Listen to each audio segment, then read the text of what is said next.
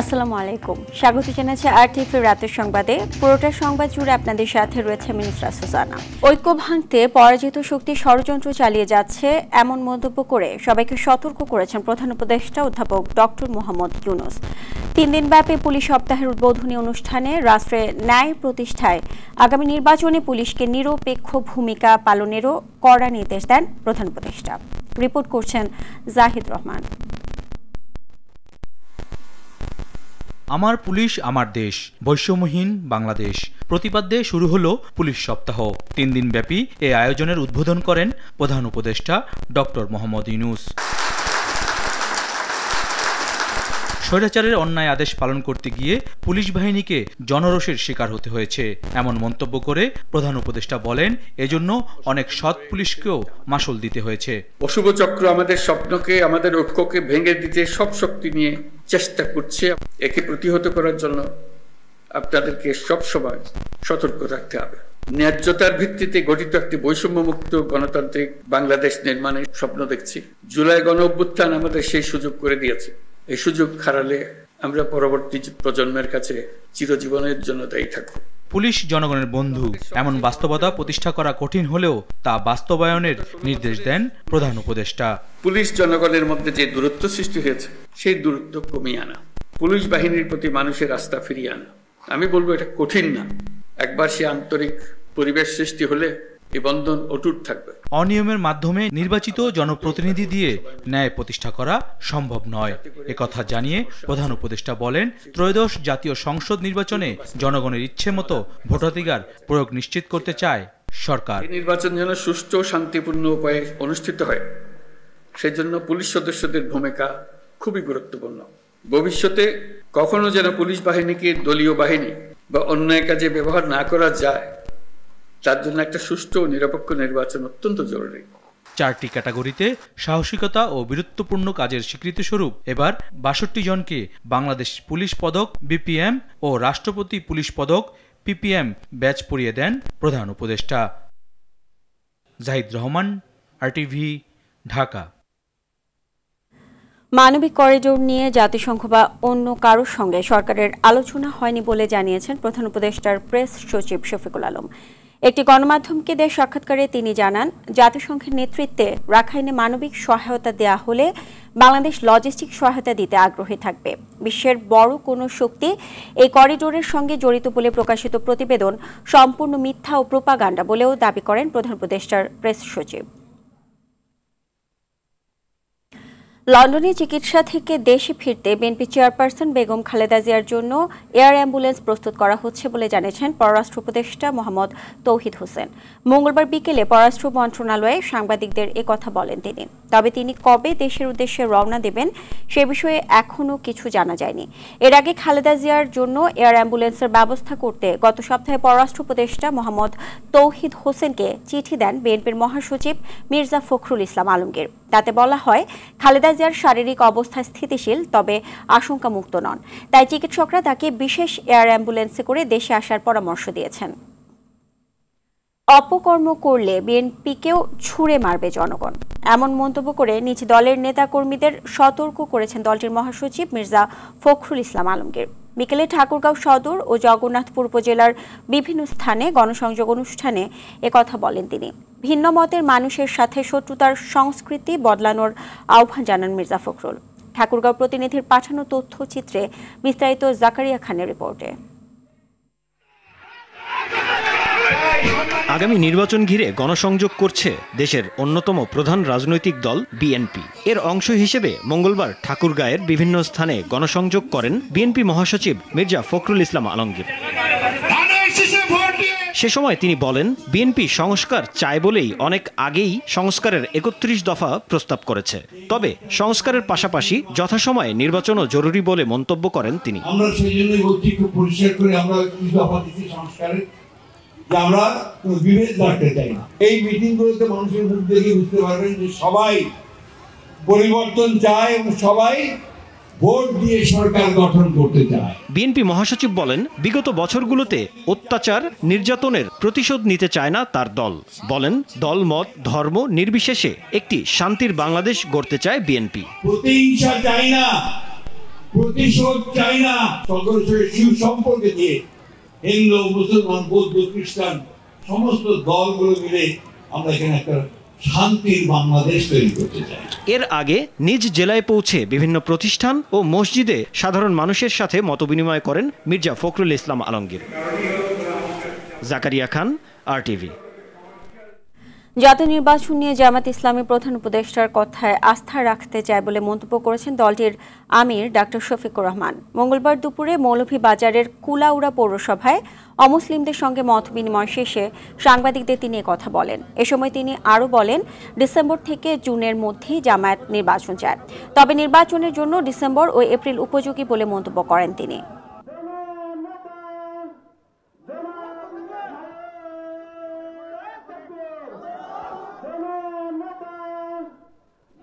প্রধান উপদেষ্টা বলেছেন যে এবছরের ডিসেম্বর থেকে আগামী বছরের জুনের ভিতরে নির্বাচন দিবেন। আমরা দেখতে চাই যে তিনি তার কথার উপরে ঠিক থাকবেন। এখন 6 মাসের এই রেঞ্জের মধ্যে কখন সুইটেবল হবে? 2টা মাস সকল বিবেচনায় সুইটেবল হতে পারে। মার্চ মাসের রোজা ফেব্রুয়ারি থেকে শুরু হয়ে যাবে রোজা। এই জন্য আমরা বলেছি যে ফেব্রুয়ারির মাঝামাঝি ইলেকশন হলে ভালো। প্রবাসীদের প্রক্সি ভোটের পক্ষে মত দিয়েছে জামাত ইসলামী ও গণ অধিকার পরিষদ সহ বেশ কয়েকটি দল। প্রবাসীদের পোস্টাল প্রক্সি ও অনলাইন ভোটিং এর উপর কমিশন আয়োজিত এক সেমিনারে এ মত দেয় তারা। তবে এ নিয়ে আরও গবেষণার তাগিদ দিয়েছে জামায়াত। আর দলীয় ফোরামে আলোচনা করে মতামত দেবে বলে জানিয়েছে বিএনপি ও এনসিপি সহ কয়েকটি দল। আতিকা রহমানের রিপোর্টে থাকছে বিস্তারিত। আগারগাঁও নির্বাচন ভবনে প্রবাসী ভোটিং সিস্টেম উন্নয়ন বিষয়ে সেমিনারের আয়োজন করে নির্বাচন কমিশন। এতে বিভিন্ন রাজনৈতিক দলের প্রতিনিধি, নির্বাচন ও তথ্য প্রযুক্তি বিশেষজ্ঞরা অংশ নেন। নির্বাচন কমিশনার আবুল ফজল সানাউল্লাহ জানান, কারিগরি বিশেষজ্ঞদের পরামর্শে ইসি পোস্টাল প্রক্সি ও অনলাইন ভোটিং এ ভোট করার ব্যাপারে উদ্যোগ নিয়েছে। এ সময় প্রধান নির্বাচন কমিশনার বলেন, প্রবাসীদের অন্তর্ভুক্ত করে সুষ্ঠু ভোট করতে ইসি দৃঢ় প্রতিজ্ঞ। এ বিষয়ে রাজনৈতিক ঐক্য জরুরি।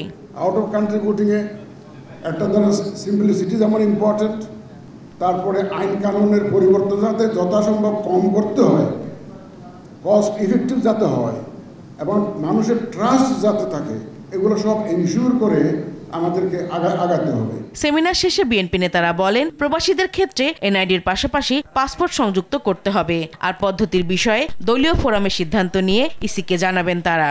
আমরা তাদেরকে বলেছি যে যা আপনারা এখানে প্রেজেন্ট করেছেন এগুলো আমরা শুনলাম, আমরা আমাদের দলে এই নিয়ে আলোচনা করে আমাদের দলের অবস্থান আপনাদেরকে আমরা জানাব। পরে মতামত জানাবে এনসিপিও। অনেকগুলা ক্ষেত্র আছে যেই জায়গাগুলা রিস্কি হতে পারে আমাদের ডেমোক্রেটিক প্রসেসের জন্য।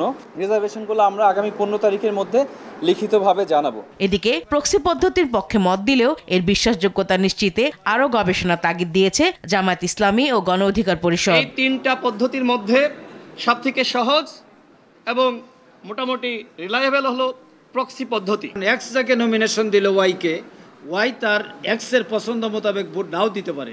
এছাড়া এলডিপি, সিপিবি, ডেমোক্রেটিক পার্টি, খেলাফত সহ বেশিরভাগ দলই প্রক্সি ভোটের পক্ষে মত দিয়েছেন। আতিকা রহমান, RTV, ঢাকা। সংস্কার প্রক্রিয়ার সাফল্য সবার ঐক্যের ওপরই নির্ভর করছে বলে মনে করেন জাতীয় ঐক্যমত্য কমিশনের সহসভাপতি অধ্যাপক আলী রিয়াজ। আর আগামী 1 থেকে 1.5 মাসের মধ্যে সব দলের ঐক্যমত্যের ভিত্তিতে জাতীয় সনদ তৈরি করে ডিসেম্বরের মধ্যে নির্বাচন দেওয়ার দাবি জানিয়েছেন বিপ্লবী ওয়ার্কার্স পার্টির সাধারণ সম্পাদক সাইফুল হক। রুদ্র রফিকের রিপোর্ট।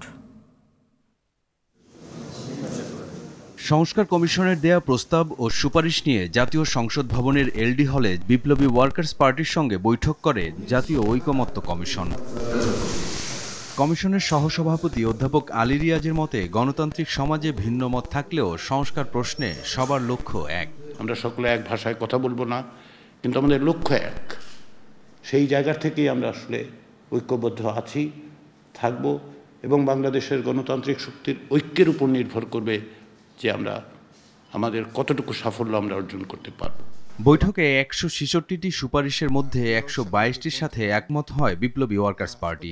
দলটির সাধারণ সম্পাদকের প্রত্যাশা, সংস্কার শেষে দ্রুতই দেশের মানুষের 16 বছরের অপেক্ষার অবসান হবে। ন্যূনতম প্রশ্নে যেখানে আমরা একমত, তার ভিত্তিতে আমরা একটা জাতীয় সনদ তৈরি করতে পারি। 16 বছর ধরে মানুষ যে নির্বাচনের অপেক্ষা করছে সেই নির্বাচনে আমরা যেতে পারি। ইতোমধ্যে 35টি দলের মতামত পেয়েছে জাতীয় ঐকমত্য কমিশন। রুদ্র রফিক, RTV, ঢাকা। বাংলাদেশ এখন আর IMF ও বিশ্বব্যাংকের উপর নির্ভরশীল নয় বলে জানিয়েছেন অর্থ উপদেষ্টা ডক্টর সালেহ উদ্দিন আহমদ। তিনি বলেন, IMF এর সব শর্ত মেনে ঋণ নিতে চায় না বাংলাদেশ। সচিবালয়ে সাংবাদিকদের তিনি আরও বলেন, দীর্ঘমেয়াদে LNG আমদানি চুক্তিতে স্বাক্ষর করতে বাংলাদেশকে আহ্বান জানিয়েছে যুক্তরাষ্ট্র। বিস্তারিত বিলাল হোসেনের রিপোর্টে। সচিবালয়ে সরকারি ক্রয় সংক্রান্ত উপদেষ্টা পরিষদ কমিটির সাপ্তাহিক বৈঠকে অর্থ উপদেষ্টা তুলে ধরেন নীতিগত সিদ্ধান্তের নানা বিষয়। পুলিশের জন্য সিলেটের রাজাবাজার 2টা বিল্ডিং, আর আমাদের সিভিল এভিয়েশন একটা প্রজেক্ট, কক্সবাজার প্রজেক্টটাকে বাড়ানো একটা আন্তর্জাতিক প্রজেক্ট। শুল্ক হারের বিষয়ে আলোচনা সহ যুক্তরাষ্ট্রের সফর সফল হয়েছে বলে জানান ডক্টর সালেউদ্দিন। তিনি বলেন, ট্রাম্প প্রশাসনের সাথে সম্পৃক্ততা বাড়াতে চায় বাংলাদেশ। ট্রাম্প অ্যাডমিনিস্ট্রেশনের সাথে রিটেলিয়েটরি কথাবার্তা না বলা, চ্যালেঞ্জ না করা, কারণ আফটার US গভর্নমেন্ট সে যাই করুক, আমরা বলি না খারাপ করে 3টা চুক্তি সই করেছে আপনারা জানেন।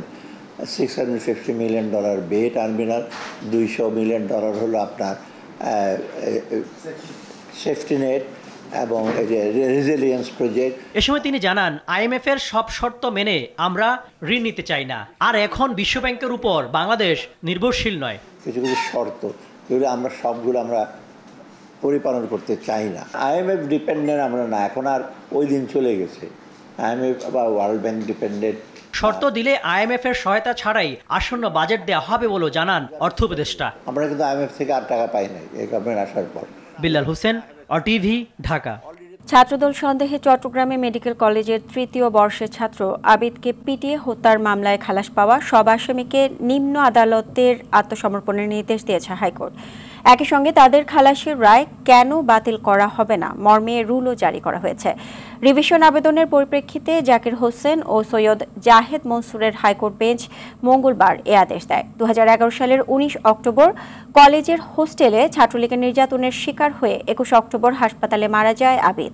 কলেজের ভিপি মফিজুর রহমান সহ 22 জনের নামে মামলা করে তার মামা। চার্জশিটে 10 জনের নাম বাদ এবং 2019 সালে বাকি 12 জনকে খালাস দেয় নিম্ন আদালত। মামলার বাদীকে জেলে পাঠানো সহ নানা হুমকি ধামকির কারণে রিভিশন মামলায় দেরি হয়েছে বলে জানান অ্যাডভোকেট শিশির মনির। তাকে পিটিয়ে হত্যা করে ফেলেন এবং সেটা মেডিকেল কলেজের হোস্টেলের মধ্যে। এই জন্য এটির CCTV ফুটেজ আছে, সব কিছুই আছে, কিন্তু তখন তা অনেক কিছুই ডিস্ট্রয় করে ফেলে। রাজনৈতিক কারণে প্রভাব খাটিয়ে এই মামলার বিচার হইতে দেওয়া হয়নি। এই জন্যই তার মামা আজকে আদালতে এসে নতুন করে বিচার চেয়েছেন। আজকে রিভিশন মামলা শুনানি অন্তে রুল জারি করেছেন এবং সকল আসামিকে নিম্ন আদালতে আত্মসমর্পণ করার নির্দেশ দিয়েছেন। 6 দফা দাবিতে শাটডাউন কর্মসূচির অংশ হিসেবে ঢাকা পলিটেকনিক ইনস্টিটিউটে ক্লাসরুমে তালা দিয়েছে শিক্ষার্থীরা। মঙ্গলবার সকাল থেকে এই কর্মসূচি সারা দেশে পালন করছেন তারা। এ সময় তারা বলেন, জনভোগান্তি ছাড়া তাদের কর্মসূচি পালন করা হবে। তাদের 6 দফা দাবির মধ্যে জুনিয়র ইনস্ট্রাক্টর পদে ক্রাফট ইনস্ট্রাক্টরদের 30% পদোন্নতি কোটা বাতিল, জুনিয়র ইনস্ট্রাক্টর পদে ক্রাফট ইনস্ট্রাক্টরদের পদোন্নতির রায় বাতিল, ক্রাফট ইনস্ট্রাক্টরদের পদবি পরিবর্তন, মামলার সঙ্গে সংশ্লিষ্ট ব্যক্তিদের চাকরিচ্যুত, 2021 সালে নিয়োগ পাওয়া ক্রাফট ইনস্ট্রাক্টরদের নিয়োগ বাতিল এবং সেই বিতর্কিত নিয়োগ বিধি অবিলম্বে সংশোধন করতে হবে বলে দাবি জানান শিক্ষার্থীরা। কারিগরি ছাত্র আন্দোলন বাংলাদেশ, আমি ঢাকা পলিটেকনিক পেশাগত দক্ষতা যদি আমি উন্নয়ন না করতে পারি, আমার তো সার্টিফিকেট নিয়ে কোনো লাভ হচ্ছে না।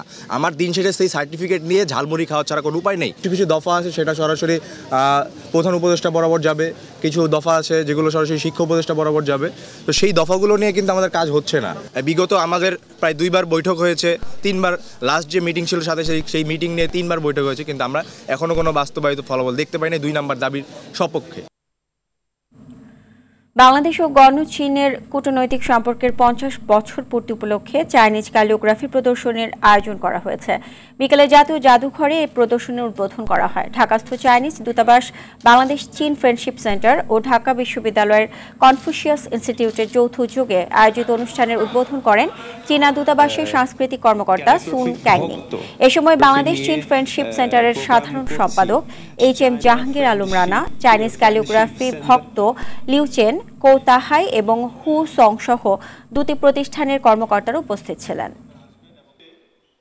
বাংলাদেশ ব্যাডমিন্টন ফেডারেশনের নবগঠিত কমিটির পরিচিতি পর্ব সম্পন্ন হয়েছে। দায়িত্ব বুঝে নিয়ে 19 সদস্যের কমিটির সবার সঙ্গে বৈঠক করেছেন নতুন সভাপতি সালাহউদ্দিন আলমগীর। এ সময় কমিটির সদস্যদের ফুল দিয়ে বরণ করে নেন সাবেক ও বর্তমান শাটলরা। দেশের ব্যাডমিন্টনের উন্নয়নে করণীয় সম্পর্কে সবার মতামত শোনেন নতুন সভাপতি। বক্তারা স্কিল ডেভেলপমেন্টে নতুন বিদেশি কোচ নিয়োগ এবং লিগ ও জাতীয় প্রতিযোগিতার ধারাবাহিকতা রাখার উপর জোর দেন। এছাড়াও কর্পোরেট ব্যাডমিন্টন চালুর ব্যাপারে নিজের ইচ্ছের কথা জানান নতুন সভাপতি।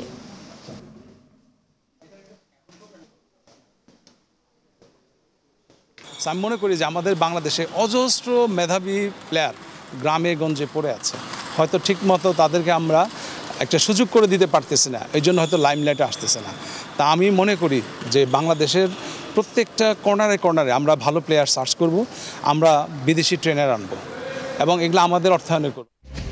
প্রাদেশিক সংবাদ এ পর্যন্তই। মধ্যরাতের সংবাদ 1টায় দেখার আমন্ত্রণ রইল। এতক্ষণ সাথে থাকার জন্য ধন্যবাদ সবাইকে।